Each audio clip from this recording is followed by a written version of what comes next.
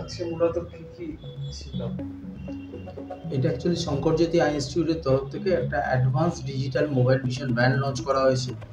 Normally কী হয়, চোখের পাওয়ার দেখে আমরা ছেড়ে দিই, কিন্তু এর মধ্যে ডিজিটাল অ্যাডভান্স মেশিন আছে যেটার মাধ্যমে চোখের সিটি স্ক্যান করা হচ্ছে, চোখের প্রেশার টেস্ট করা হচ্ছে এবং চোখের গ্লুকোমা স্ক্রিনিং করা।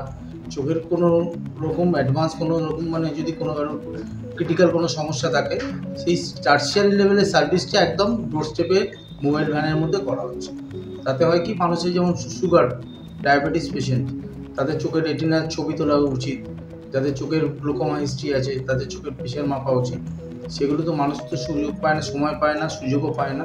সেই সার্ভিসটা আজকে হলো ট্রাফিক গার্ড স্যারেদের মাধ্যমে মানুষের কাছে পৌঁছে দেওয়ার ব্যবস্থা করছি। মোবাইল ইউনিট, এটা অ্যাম্বুলেন্স মতো, যেখানে আপনার এটা চোখের সমস্ত আপনার এটা ওই চেক আপ হয়, যেটা আপনার ফ্যাসিলিটি আছে সেটা আপনার আজকে ওই মোবাইল ইউনিটে আপনার উদ্ঘাটনটা হলো আজকে।